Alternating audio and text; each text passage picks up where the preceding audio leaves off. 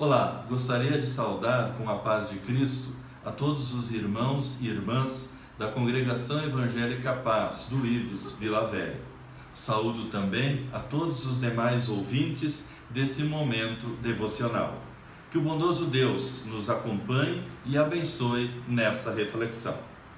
Como é do conhecimento de todos, em virtude da pandemia do novo coronavírus e com base nas orientações dos órgãos de competência médico-sanitária de nosso país, as programações presenciais da Congregação Paz, como por exemplo cultos, reuniões dos departamentos e demais atividades, estão suspensas temporariamente até maior controle da situação.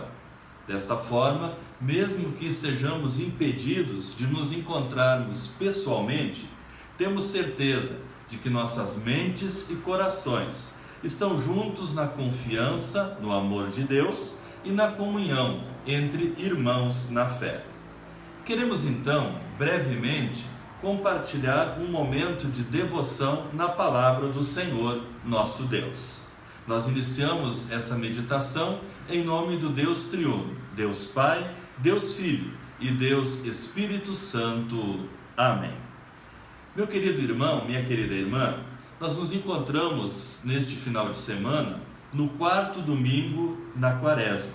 A Quaresma é um período de reflexão e de preparação para a Páscoa do Senhor Jesus.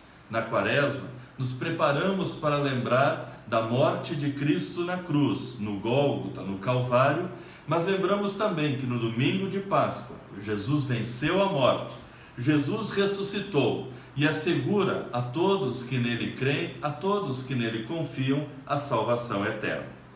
O texto bíblico indicado para esse final de semana, quarto domingo, no período da Quaresma, é o texto do Evangelho de João, capítulo 9, quando Jesus cura um cego de nascença.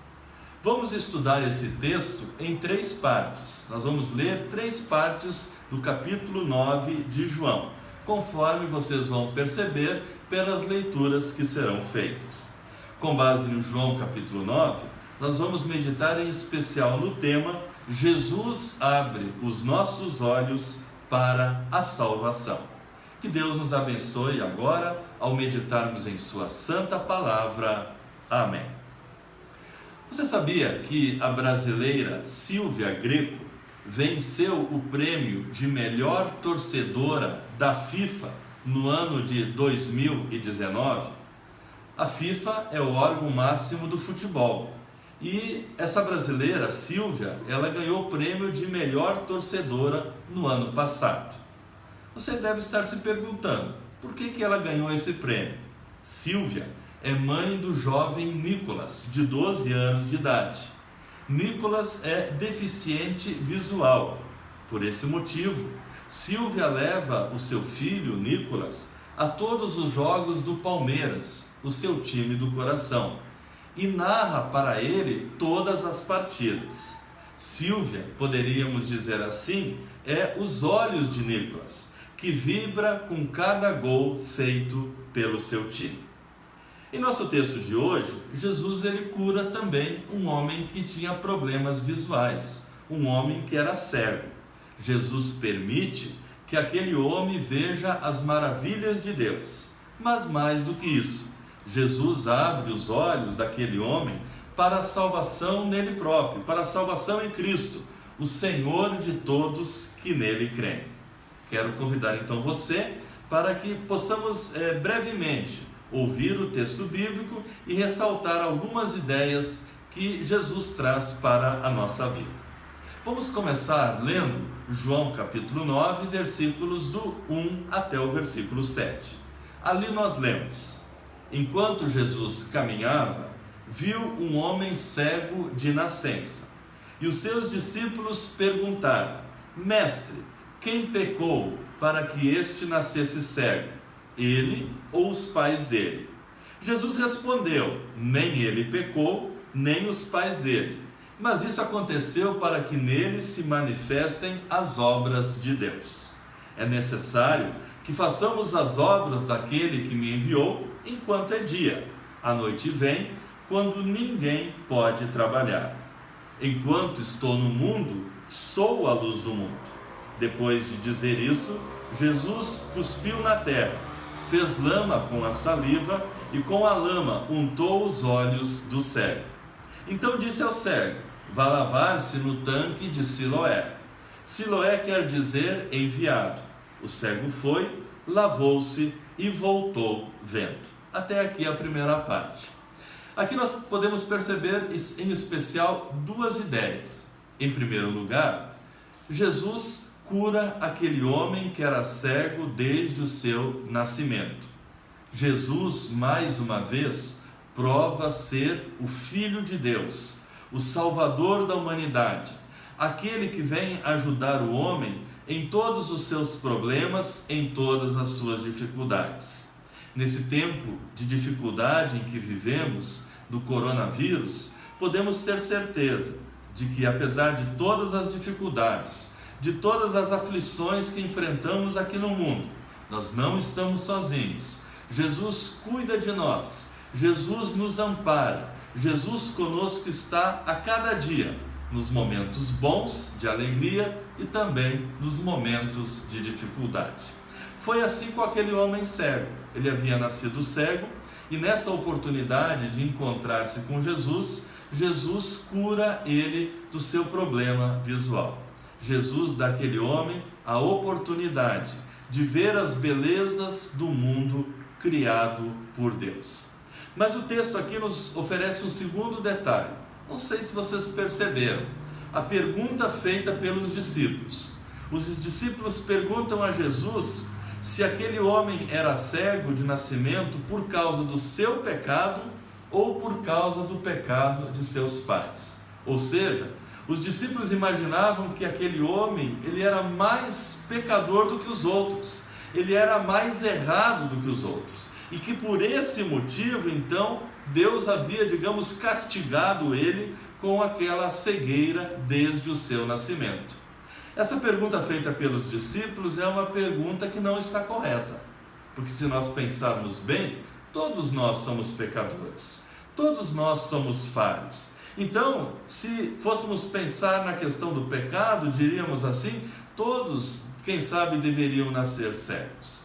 Jesus, ele responde a pergunta mal feita, mal formulada pelos discípulos, dizendo que Deus permitiu que aquele homem nascesse cego, para que agora, nesse momento, se manifestasse a glória de Deus, para que agora aquele homem tivesse a grande oportunidade de ser curado por Deus. Todos nós somos pecadores, e todos nós, então, por um lado, mereceríamos o castigo de Deus, por outro lado, em Cristo temos perdão e salvação. Continuemos o texto. João 9, 13 a 17. Ali lemos: levaram aos fariseus aquele que antes era cego, e era sábado, o dia em que Jesus fez a lama, e lhe abriu os olhos. Então os fariseus lhe perguntaram outra vez, como podia ver? Ele respondeu: ele pôs lama sobre os meus olhos, lavei-me e estou vendo. Por isso alguns dos fariseus diziam: esse homem não é de Deus, porque não guarda o sábado. Mas outros diziam: como pode um homem pecador fazer sinais como estes? E houve divisão entre eles. De novo perguntaram ao cego: o que você diz a respeito dele, uma vez que lhe abriu os olhos? Ele respondeu: é um profeta. Nessa segunda parte do texto, nós podemos também perceber duas questões muito importantes. É uma pena que os fariseus não reconheceram a Jesus como seu Senhor e Salvador. É uma pena que os fariseus que tiveram a oportunidade de presenciar aquele milagre tão importante feito por Jesus, aquele milagre que possibilitou aquele homem cego ver, que os fariseus não aceitaram isso. Mas ao invés de reconhecerem a Jesus como seu Senhor, como seu Salvador, de crerem em Cristo, os fariseus questionaram a atitude de Jesus, dizendo que Jesus havia curado um homem no sábado, que isso era proibido. É interessante também que o texto diz que eles inclusive questionaram se Jesus não fosse um homem pecador. Como pode um homem, digamos assim, pecador na visão deles, como eles entendiam que era Jesus, como ele poderia ter curado aquele homem cego? Infelizmente, ao invés de crerem em Cristo, aqueles homens, ao contrário, criticaram a Jesus. Criticaram aquele gesto de amor, criticaram aquela obra de bondade de Deus em favor da humanidade. Quem sabe imaginaram o exemplo dos discípulos que haviam perguntado sobre o pecado daquele cego, digamos assim, aquele homem mereceria a cura, se eles não eram, digamos, mais perfeitos, mais importantes do que aquele homem, se eles não eram mais zelosos e mais cumpridores da lei do que aquele homem. Infelizmente, os fariseus, ao invés de se alegrarem com aquela cura, criticaram a Jesus. Será que às vezes a gente não age assim também? Será que às vezes eu e você, ao invés de nos alegrarmos com as bênçãos de Deus, também não criticamos? Será que às vezes eu e você não pensamos que somos melhores do que as outras pessoas, que temos menos pecados e que por isso somos mais merecedores da salvação? Será que eu e você às vezes não pensamos que se tal pessoa enfrenta tal aflição ou dificuldade, é pelo fato de ela ser muito pecadora e nós não, nós sempre estamos certos? É preciso reconhecer os nossos pecados, as nossas falhas e pedir o perdão que vem de Deus. Quero concluir com a última parte do texto, João 9, 34 a 39. Ali nós lemos: mas eles disseram: você nasceu cheio de pecado e quer nos ensinar? E o expulsaram. Jesus ouviu que eles tinham expulsado o homem. Ao encontrá-lo, perguntou: você crê no Filho do Homem? Ele respondeu: quem é, Senhor, para que eu creia nele? E Jesus lhe disse: você já o tem visto, e é aquele que está falando com você. Então ele afirmou: eu creio, Senhor, e o adorou. Jesus continuou: eu vim a este mundo para juízo, a fim de que os que não veem, vejam, e os que veem se tornem cegos. Nós podemos perceber aqui no final do texto que aquele homem, ao encontrar Jesus, ele tem a grande oportunidade de crer e de reconhecer a Jesus como seu Senhor e Salvador. Nós poderíamos dizer assim que Jesus abriu os olhos daquele homem para a salvação. Assim, Jesus também, pelos meios da graça, palavra e sacramentos, abre os nossos olhos para que tenhamos nele perdão, vida e eterna salvação. É muito interessante que Jesus diz que vem para aqueles que não veem, que não vejam, que não conseguem ver, né? Jesus vem para aqueles que estão, digamos assim, cegos, a fim de que eles vejam, e para que aqueles que veem se tornem cegos.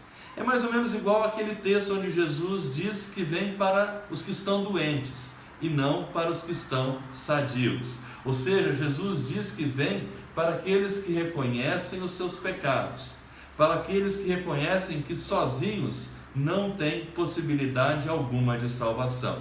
Jesus vem para todos aqueles que creem nele como seu Senhor e Salvador.